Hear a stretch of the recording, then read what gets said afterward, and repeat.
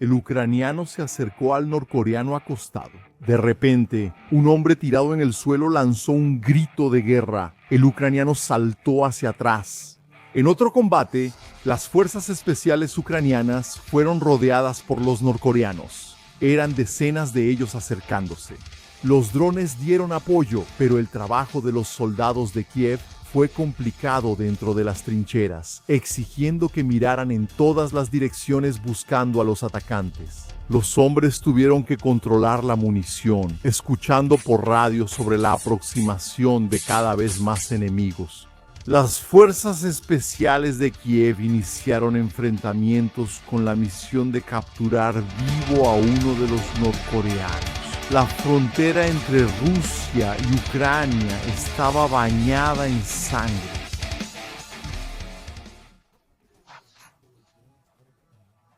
Lo que comenzó como un conflicto en el este y sur del territorio ucraniano se extendió al óblast ruso de Kursk en agosto de 2024.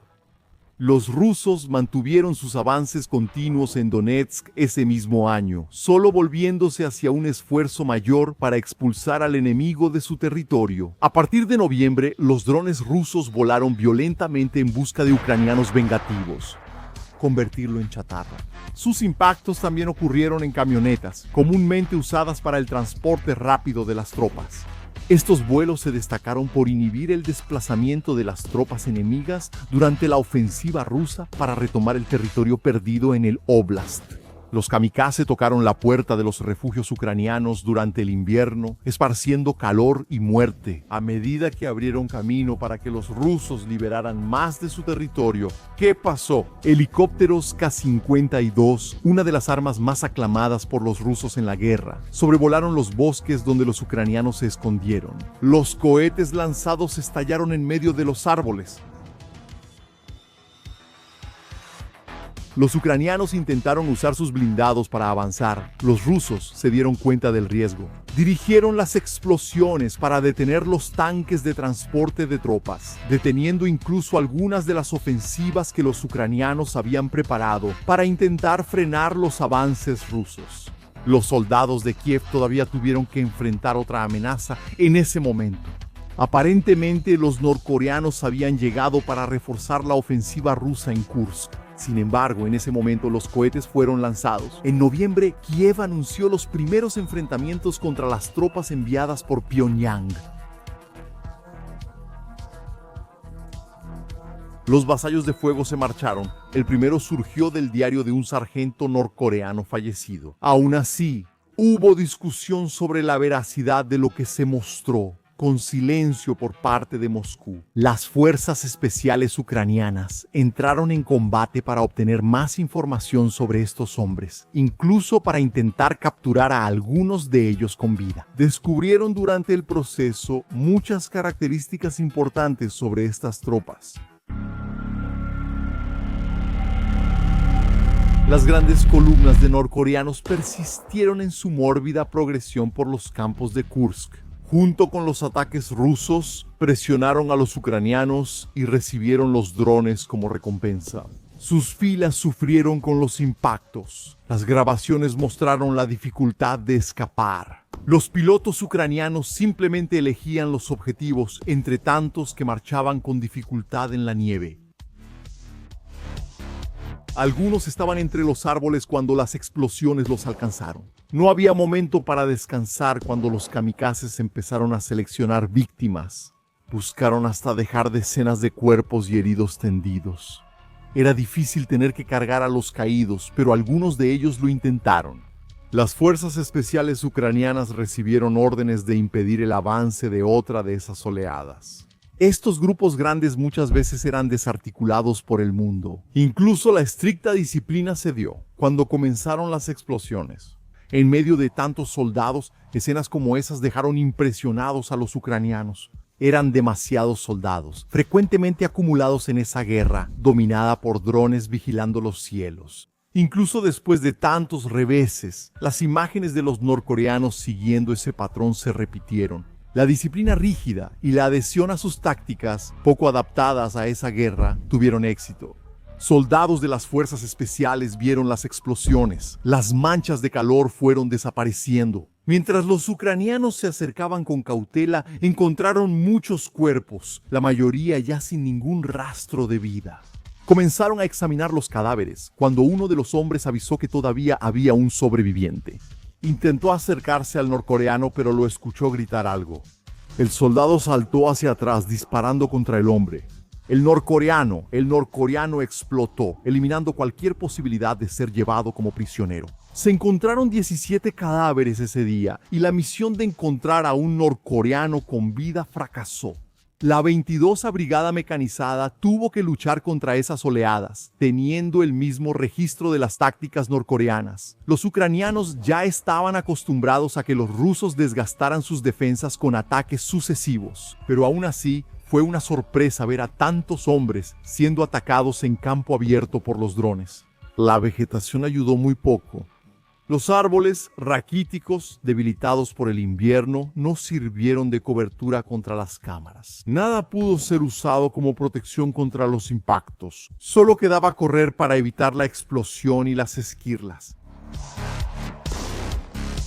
La 95ª Brigada hizo aún más imágenes de uno de esos ataques, poniendo el número 200 para ilustrar el resultado. Sus operadores usaron kamikazes para frenar otra oleada. Las explosiones ocurrieron sobre hombres asustados por la cantidad de drones. Esa era una queja frecuente de los rusos. Los ucranianos compensaron la escasez de artillería, que era abundante del lado de Moscú, con sus pequeños demonios aéreos. Así, el número 200 apareció en la pantalla, mostrando la jerga rusa para la carga militar que alude a los ataúdes de los caídos en la guerra. El número 200 se volvió sinónimo de los muertos en combate, mientras que el número 300 representaba a los heridos. Había otros, como el 100 para la carga de munición y el 800 cuando la carga era de armas de destrucción masiva. Las fuerzas especiales del 6º Regimiento de Propósitos Especiales tuvieron otra misión contra los norcoreanos. Las municiones de racimo lanzaron muerte contra las tropas en medio de un bosque. Los soldados rodearon a los sobrevivientes. Dispararon desde los vehículos blindados, mientras que sus objetivos solo tenían la selva o sus trincheras para esconderse. Los ucranianos desembarcaron para cerrar el cerco sobre los norcoreanos. Los rifles apuntaron hacia la selva y el calor de los cuerpos enemigos se destacó en sus miras. Francotiradores camuflados iniciaron los disparos. Los proyectiles derribaron a más norcoreanos, atravesando cuerpos desprevenidos que aún intentaban ayudar a los heridos de los primeros ataques. Los pasos cautelosos y los rifles levantados los condujeron hasta donde los enemigos estaban acumulados. Solo vieron cuerpos como resultado de los ataques. Los ucranianos buscaron en las casas, apuntando los rifles a cualquier lugar donde uno de los adversarios pudiera estar escondido. Los sobrevivientes y heridos huyeron, dejando que las fuerzas especiales recogieran la información de los abatidos. Llegaron a encontrar cadáveres de infantes de marina rusos de la Brigada 155, algunos cerca del BTR-82A, que llevó a los combatientes norcoreanos hasta ahí. Los hombres de la 100ª, que hallaron la 45ª, fueron uno de los principales problemas para los ucranianos en el norte de los combates en Kursk. Sus drones sobrevolaron las posiciones de las brigadas ucranianas, como la 17 y la 255 o las fuerzas del 6º Regimiento de Propósitos Especiales. La caída de las granadas causó estragos en esas defensas. Hombres resultaron heridos en algunas posiciones de difícil acceso, donde la artillería atacó a quienes intentaron acercarse. Los drones permanecieron en el cielo por mucho tiempo, rondando sobre las defensas cercanas a Kruyinko.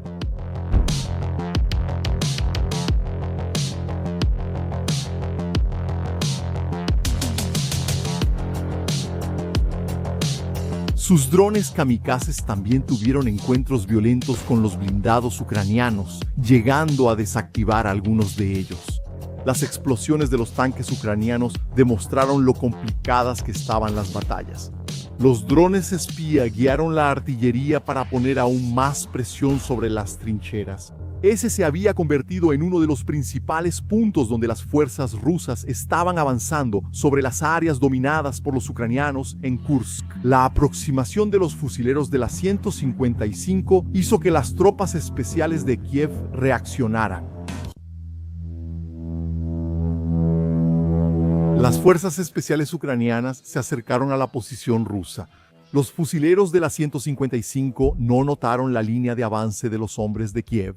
Los primeros ataques no fueron hechos con rifles, sino con granadas que caían de los drones. Los rusos intentaron escapar de la emboscada, pero los ucranianos ya habían hecho un cerco.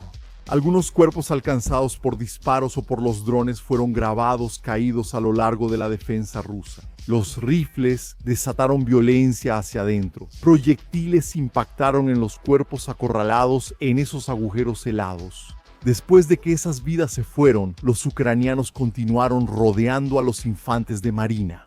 Una granada provocó otro cadáver dentro de un refugio. El cerco terminó con un grupo de infantes de marina rindiéndose. Un operador de drones del 155 usó sus habilidades para destruir más equipos enemigos. Incluso encontró un tanque británico Challenger. El vuelo sigiloso de la kamikaze también alcanzó posiciones donde los ucranianos estaban bien escondidos. Los norcoreanos aún luchaban junto a los rusos, manteniendo sus oleadas. Pero la 155 tenía que hacer sus ataques sin ellos, con su propia estrategia. Sus morteros fueron preparados para lanzar munición pesada contra los ucranianos. El proyectil bajó por el frente, la boca del cañón, mientras los hombres se alejaban tapándose los oídos. Cada disparo cayó sobre vidas enemigas. Después de las explosiones, el escuadrón ruso continuó con su ataque mecanizado.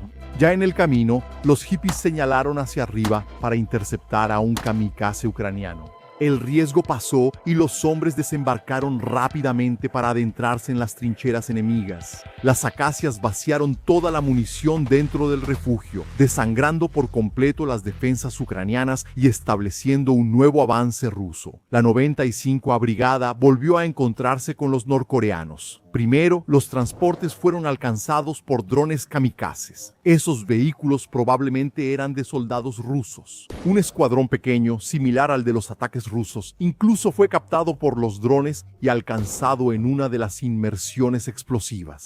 Después, grupos más grandes que los ucranianos afirmaron que eran norcoreanos. Fueron encontrados transitando entre los árboles. Los kamikazes del 95 hicieron los descensos mortales del escuadrón.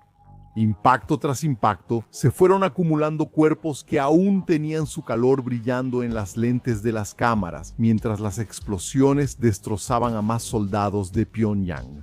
No solo los norcoreanos cometieron errores al acumularse, aunque esa era una estrategia persistente entre ellos.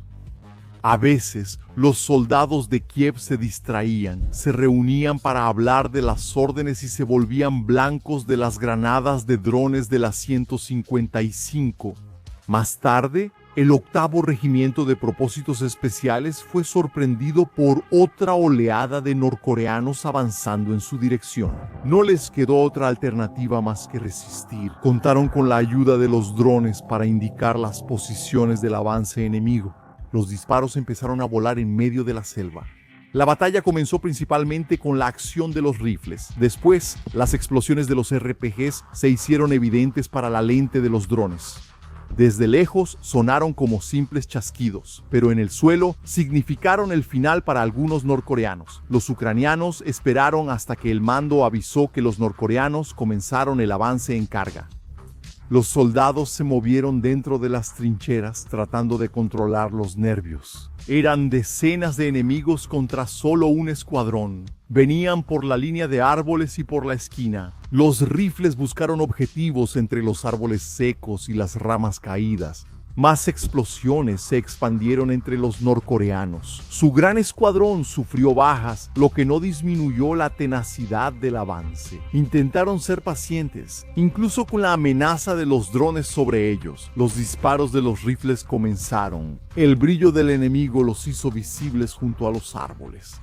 Los primeros proyectiles se hundieron en el cuerpo del norcoreano. Desapareció de la mira. El dron lo grabó caído junto a otro compañero herido. Ellos gemían en la nieve mientras los demás intentaron seguir adelante. Los disparos ucranianos siguieron. Rifles y ametralladoras lanzaban munición entre las ramas. Algunos de los norcoreanos lograron evitar la muerte al encogerse detrás de los cuerpos. Dispararon contra los soldados de Kiev cuando tuvieron la oportunidad. Los soldados de las fuerzas especiales se encogieron en la trinchera para escapar de tantos disparos, pero no podían quedarse agachados o serían consumidos por el fuego. Las granadas explotaron en medio de la maleza. Los ucranianos vieron a los enemigos cada vez más cerca y más de ellos llegando. Todo movimiento pasó a ser blanco de los disparos. Dejar que los norcoreanos tuvieran la superioridad de fuego sería su fin. Los rifles trabajaron arduamente contra quien se acercara. El dron intentó confirmar a los enemigos caídos, incentivando a los soldados en tierra. Cualquier lado podría ser objetivo en el ataque. El gran escuadrón quería rodearlos. Con los ojos atentos, prepararon los rifles para disparar. Fue el turno de los norcoreanos de acercarse, pensando en cómo continuarían el ataque. Había un campo demasiado abierto para marchar bajo el fuego de las ametralladoras. Algunas pausas eran tensas, con las miradas de los ucranianos buscando nuevos objetivos. Cualquier movimiento detectado era recibido con una ráfaga intensa. Y uno de los norcoreanos logró acercarse tanto que unos pocos disparos bastaron para ejecutarlo. Los ucranianos mantuvieron su posición, los hombros tensos, los ojos buscando a los adversarios. La munición fue contada para mantener el combate que ya llevaba horas. Se pidió apoyo, pero la defensa tuvo que continuar. El humo se elevó entre los árboles, resultado de nuevas explosiones. Cuando hubo una pausa más larga, los ucranianos caminaron hasta el cadáver del enemigo, que logró acercarse más. Levantaron la cabeza del hombre para confirmar que estaban siendo atacados por norcoreanos. La pausa ocurrió, probablemente para que los adversarios intentaran reorganizarse después de tantas bajas. Regresaron bajo una lluvia de proyectiles ucranianos. Estaban cada vez más cerca. La munición de los defensores empezó a agotarse ante tantos enemigos. Los objetivos señalados recibieron más disparos. Cadáveres quedaron en la nieve en el camino de los hombres que aún tenían que avanzar. Pero ellos no se detenían. Las granadas explotaron frente a ellos, ocultando un poco la visión. Sin embargo, sin impedir los disparos contra los defensores, un nuevo silencio de los rifles. El metal caliente se fue enfriando poco a poco en el invierno de Kursk, descansando para nuevos disparos. El apoyo finalmente se acercó, liberando una sensación de alivio en los ucranianos. Respiraron hondo para mantener la concentración. Todavía había explosiones en el bosque. El mando ordenó salir de ahí. Cuando ya se había gastado buena parte de la munición, los rambes se detuvieron y activaron las ametralladoras pesadas. Para suprimir a los norcoreanos, los operadores del 8º Regimiento fueron exfiltrados con éxito, con la suerte de que los rusos no tenían drones ni artillería para alcanzarlos en el camino de regreso. Aparentemente, el escuadrón norcoreano solo contaba consigo mismo durante ese ataque. Contando con los grandes números para agotar la posición defensiva, los norcoreanos, en esas posiciones conquistadas, pronto serían reemplazados por los rusos. Las fuerzas especiales ucranianas, al enterarse de su ubicación, hicieron planes para atacar en otro de estos lugares, abriendo la posibilidad de captura.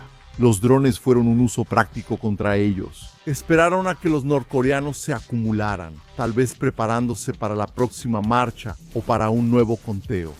La granada explotó en medio de la fila, derribando a muchos de ellos. Los soldados de Pyongyang se dispersaron en la selva y aquellos que aún estaban juntos fueron alcanzados por explosivos. Los sobrevivientes tuvieron que soportar nuevos ataques de granadas en sus rutas de escape. Las fuerzas especiales del 73 o Centro de Operaciones Especiales aparecieron para eliminar lo que quedaba de la resistencia. Después, fueron a recolectar muestras de ácido desoxirribonucleico, documentos y otras identificaciones de los cuerpos que iban encontrando. Un norcoreano herido aún fue capturado. Fue difícil para los hombres comunicarse con él. Las fuerzas especiales aprendieron frases simples como "ríndete y estás herido", pero no lograron entender las respuestas. Él no quería ser desarmado y todavía tenía una granada, lo que aumentó el riesgo e hizo que los rifles ucranianos estuvieran listos para eliminar la amenaza. Pero la explosión no llegó. A partir de lo que el norcoreano tenía en las manos, los rusos empezaron a bombardearlos. La exfiltración tuvo que ser rápida. Llevaron a un hombre herido para ser tratado e interrogado. En total, los ucranianos afirmaron haber capturado a 2 soldados norcoreanos, uno de ellos por la Brigada 90 y 5. Según los soldados de la brigada, lo encontraron herido y abandonado en una trinchera después de un ataque fallido de los rusos. Los datos de las fuentes ucranianas afirmaron bajas de hasta 4.000 de estas tropas, con el número de muertos variando, según la estimación, entre 300 y 1.000.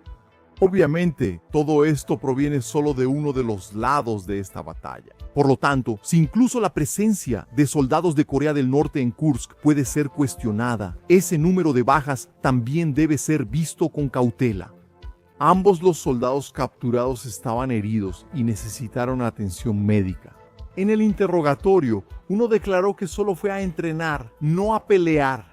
El Servicio de Inteligencia de Ucrania informó que los prisioneros no hablaban ucraniano, inglés ni ruso. Por eso, la comunicación con ellos se realizó a través de intérpretes de coreano en colaboración con el Servicio Nacional de Inteligencia de Corea del Sur.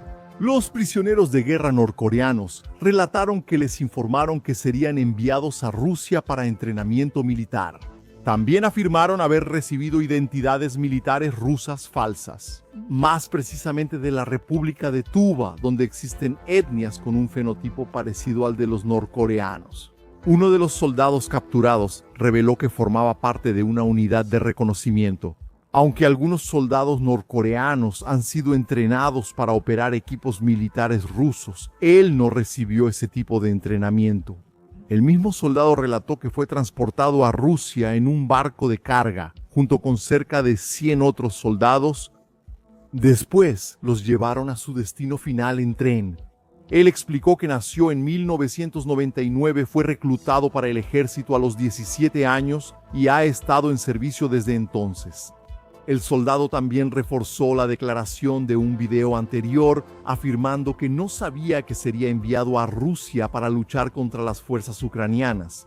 El servicio de inteligencia informó que el otro prisionero dijo haber nacido en 2005 y que estaba sirviendo en el ejército, el norcoreano, desde 2021. Al menos uno de los soldados afirmó que le gustaría ser enviado de regreso a Corea del Norte.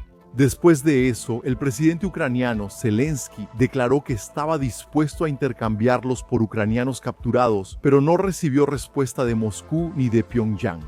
A finales de enero hubo noticias de que las fuertes bajas habían hecho que los norcoreanos se retiraran. También hubo rumores de que Pyongyang estaba lista para enviar más tropas hasta marzo. Toda esa información aún era exclusiva de los ucranianos, con algunos puntos corroborados por los servicios de inteligencia de Corea del Sur y de Estados Unidos. Rusia y Corea del Norte continuaron en silencio sobre ese asunto hasta enero de 2025. Pero si fuera verdad todo lo que dijeron los ucranianos, Pyongyang estaba enviando tropas para que ganaran experiencia en la guerra moderna, a costa de mucha sangre. El conflicto en Ucrania remodeló la guerra en el mundo y convirtió tanto a los rusos como a los ucranianos en un ejército diferente. Quien no aprendiera de esto no estaría preparado para las peores hostilidades que aún podrían venir. Les correspondía a los líderes decidir cómo y a qué costo hacer que sus subordinados aprendieran de la constante e ingeniosa habilidad del ser humano de crear nuevos métodos para matar a sus semejantes.